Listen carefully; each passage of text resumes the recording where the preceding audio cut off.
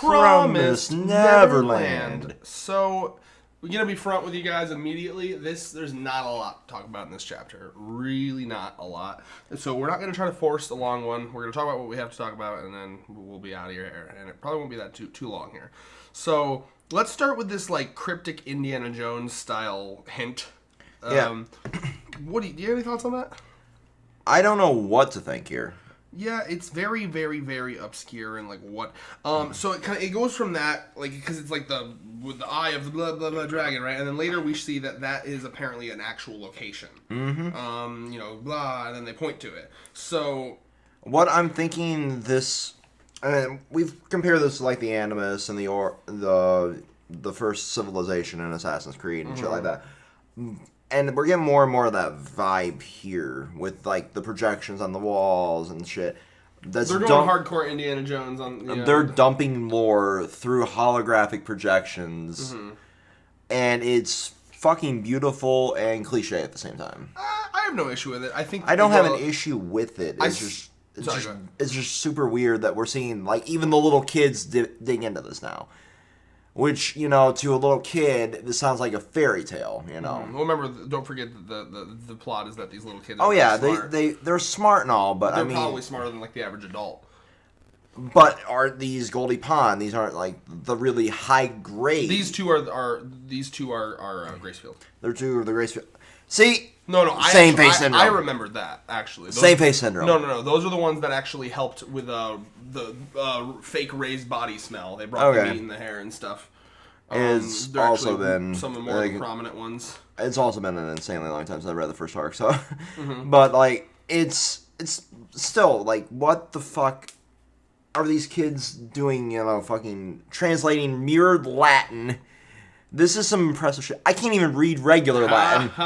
Again, man, you don't forget the tests that the tests themselves. The questions that they were asked were, like, ungodly. Like it was. It's insane how smart these kids are. They make me look like a fucking pleb.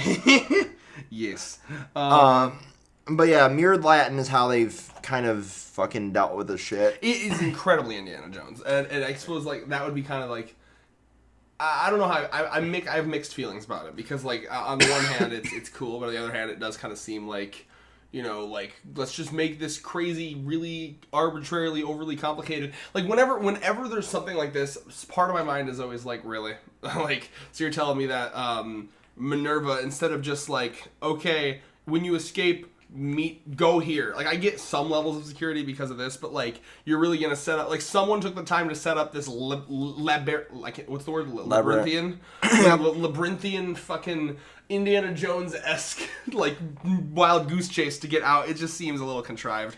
But whatever, it's a manga. It's just, that would be the only problem I would have if I had to come up with a problem. Not the fact that you're going literally in circles with the fucking, judging by the map there. Well, because they said, yeah, well, and I assume that they're just misreading it, or there's some I assume there's just a hidden thing there. I assume that once they get to this place that's called, I'm not even going to try to fucking pronounce it. Right. Once they get there. The title of this video is... Yeah. Once they get there, I assume it's going to be made obvious how that works. Like, it might be something like they get there and then, like, something, like, some new path awakens or opens or something. I don't know. But again, it's just, I think they're just going hardcore Indiana Jones on this. They're going to get there and then they're going to, like, slide their pen into some fucking USB slot and then it's going to... I don't know. That's just what it seems to be. But, it's whatever. It doesn't bother me. It's, mostly I'm just excited to see stuff about lore. Because they mentioned something like, hey, a lot of this shit's real old. Like a long time ago. So I was like, oh, maybe we'll get some early lore. Like old-timey lore back when, like, maybe when the Promise was first made. Or they kind of imply that could potentially be a case. Right. Which I think would be kind of cool. I always like the lore and world-building aspects of any story. So even though it's very... Indiana Jonesy and contrived to an extent, I think that just watching them travel and stuff will be cool. I also noticed that they're trying to push some.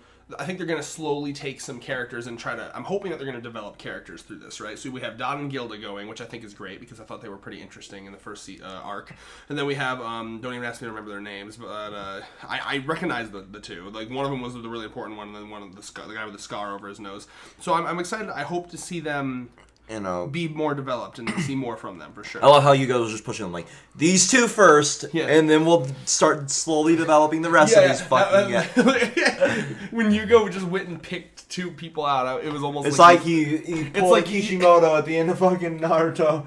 This one dies. To me, it was like, okay, who needs character development? You two. Like, we just gotta pick out of the. It's all. Just gotta pick out of the pool. Yeah, but no, I mean, I think it's a good chance now that we can lower the group to a small, manageable group here. You know, like a legitimately sized, manageable. They're kind of taking my idea too. They got like splinter groups now, and I like that. And I like that. I also like that they're not going to have an adult with them because that kind of returns the whole. Like one of the things that kind of made this series always like threatening too is like we're just kids and we're on our own and we don't have help from people. Right. So I think that was a good choice as well. Also, I love the wholesomeness of Gilda being like, I always thought I was just the housewife. Thank you for believing in me. But yeah, a caretaker, not housewife. I was making a joke. I know. But that would be a comment eventually down the fucking road that potentially was like, that's sexist. That was the joke. She was the housewife. Whether you like it or not, she stayed home. She cooked. She cleaned. She took care of children. She was housewife. That is a fact. And if that insults you, you can fuck right off. She's a housewife. Like, and I think that I legitimately think in that comment, or in that she felt like that was the role that she was being put upon her. So I took that as a beautiful moment where she was like, oh, I'm not the housewife anymore. You're actually trusting me with something more. Exactly, so, and that's definitely beautiful. It's just something somebody's going to mention that. Whatever. Fucking. But it's definitely cool to see them, get more fucking screen time because obviously they haven't done shit since the Goldie Pond arc, really. Don and Gilda, yeah. I mean, they've been in this. Can we just appreciate derpy, chibi-esque Jillian down there in the corner? She's everywhere. Just like, I'm always here and I'm always watching. And I have all my Hot Topic pins on my hat. Hot Topic. Yes, that's the Hot Pocket thing. But no, honestly, there's not much more. They're heading out. They're going to that place. I'm excited for more. Hugo and Lucas are chilling, catching up on good times. Yeah, I'm excited for more traveling, more world building, more arguing with David whether or not I'll insult a feminist. Who knows? Until next time, unless you have anything else. Predictions.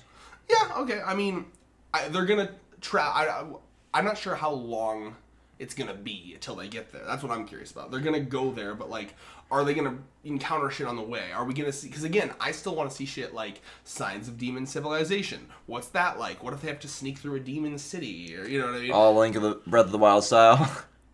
Yeah, I guess, kind of. I want to see...